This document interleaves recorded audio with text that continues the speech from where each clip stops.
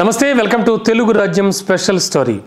అవడానికి ఆయన కరుడుగట్టిన కాషాయవాది, జాతీయ పార్టీ బీజేపీలో వీరవిధేయుడు. అంతకుమించి ఏపీ రాజకీయాల్లో ఎప్పుడూ చక్రం తిప్పకపోయినా కీలకంగానే వ్యవహరిస్తూ ఉంటాడు. ప్రస్తుతానికి కూటమిలో భాగస్వామి పార్టీ అయిన బీజేపీ అండతో మరోమారు ఎమ్మెల్సీ దక్కించుకున్నాడు.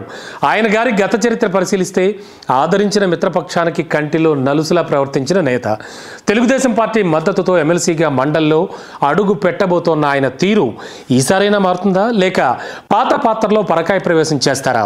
ఇంతకీ ఎవరా నేత, ఏమిటా ఆయన కథ?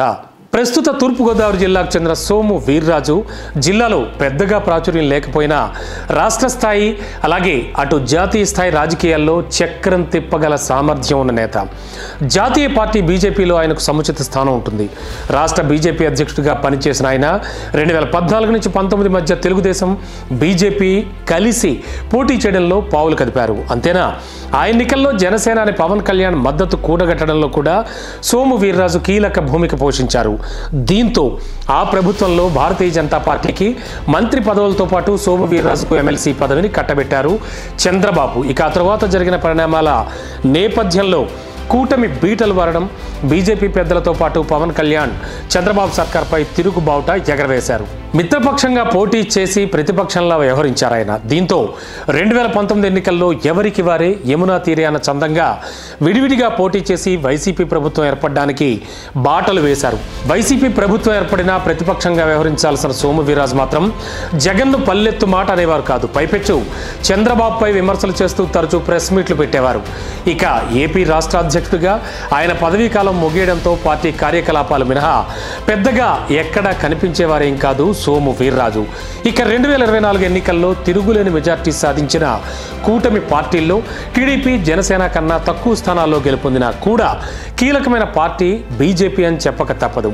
175 స్థానాల్లో కూటమి పార్టీలు 164 గెలుచుకున్న విషయం కూడా మనకు తెలిసిందే. అందులో బీజేపీ విజయం సాధించినవి 8. ఆ పార్టీలో సీనియర్ అయిన సత్యకుమార్కు అమాత్య పదవి కూడా వరించేసింది. ఇక ప్రస్తుత విషయానికి వస్తే ఇటీవలే ఎమ్మెల్యేల కోట ఎమ్మెల్సీ ఎన్నికలకు షెడ్యూల్ కూడా విడుదలైంది. 5 ఎమ్మెల్సీలకు ఎమ్మెల్యేలు ఓట్లు వేయాల్సి ఉంటుంది. ముందు నుంచి ఒక స్థానంలో జనసేన అధినేత పవన్ కళ్యాణ్ సోదరుడు నాగబాబు పోటీ చేస్తారని ప్రచారం జరిగింది. అనుకున్నట్టే ఆయన నామినేషన్ కూడా దాఖలు చేశారు. ఇక మిగిలిన 4 పదవులు తెలుగుదేశం పార్టీ తరఫున అభ్యర్థుల్ని బరిలో దించుతారని అంతా భావిస్తూ వచ్చారు. కానీ చివరి నిమిషంలో జాతీయ స్థాయి బీజేపీ పెద్దలు జోక్యం చేసుకుని ఒక ఎమ్మెల్సీ పదవి తమ పార్టీకి ఇవ్వాలని కోరడం జరిగింది. పొత్తు ధర్మంతో పాటు రాష్ట్ర ప్రయోజనాలు, అభివృద్ధి వంటి అంశాలను దృష్టిలో పెట్టుకుని చంద్రబాబు ఈ విషయాన్ని కాదనలేకపోయారు. అయితే బీజేపీ కోరిన ఎమ్మెల్సీ స్థానానికి ఆ పార్టీ యువనేత మాధవ్ పేరు సూచిస్తారని అంతా భావించారు. ప్రధాన మీడియా కూడా ఆయన పేరునే ప్రచారం చేస్తూ వచ్చింది. నామినేషన్ల చివరి రోజు మాత్రం అనూహ్యంగా సోము వీర్రాజు పేరును బీజేపీ అధిష్టానం ప్రకటించడంతో పొలిటికల్ సర్కిల్స్లో ఒకంత ఆశ్చర్యం వ్యక్తమైంది. వాస్తవానికి ఒక ఎమ్మెల్సీ విజయం సాధించాలంటే 22 మందికి పైగా ఎమ్మెల్యేలు సదరు అభ్యర్థికి ఓటు వేయాల్సి ఉంటుంది. జనసేనకు 21 మంది శాసనసభ్యులు ఉన్నారు. పవన్ కళ్యాణ్ సోదరుడు నాగబాబుకు మద్దతుగా ఒకరిద్దరు టీడీపీ ఎమ్మెల్యేలు ఓటింగ్ చేస్తే సరిపోతుంది. కానీ బీజేపీ అభ్యర్థి సోము వీర్రాజు పరిస్థితి అలా కాదు. ఏపీ అసెంబ్లీలో బీజేపీకి ఉన్న బలం 8 మంది ఎమ్మెల్యేలు మాత్రమే. అంటే సుమారు మరో 15 మంది టీడీపీ ఎమ్మెల్యేలు బీజేపీ అభ్యర్థి అయిన సోము వీర్రాజుకు మద్దతుగా ఓటింగ్ చేయాల్సి ఉంటుంది. కూటమి ధర్మాన్ని పాటించి సోము వీర్రాజుకు ఓటు వేయాలని చంద్రబాబు తమ ఎమ్మెల్యేలకు తప్పకుండా ఆదేశాలు జారీ చేయాల్సిన పరిస్థితి కూడా ఏర్పడింది.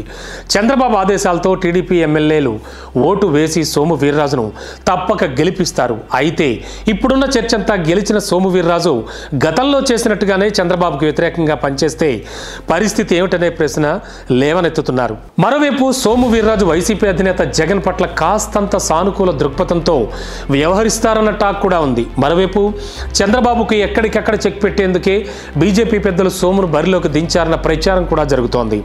ఇప్పటికే జనసేన, టీడీపీల మధ్య గ్యాప్ ఏర్పడుతోందన్న చర్చ ఒకటి పొలిటికల్ సర్కిల్స్లో జోరుగా సాగుతోంది.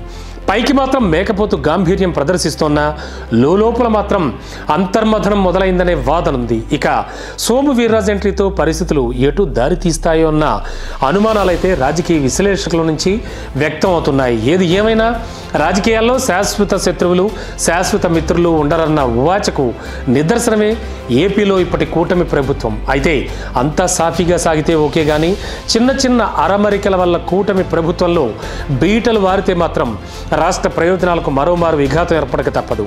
రాష్ట్ర విభజనతో ఆర్థిక వెనకబాటు, నిరుద్యోగం వంటి సమస్యలు వెంటాడుతూనే ఉన్నాయి. మరి ప్రస్తుత ఇటువంటి పరిస్థితుల్లో అలాంటి సిచ్యువేషన్స్ రాకూడదనే మనస్ఫూర్తిగా మనం కూడా కోరుకుందాం.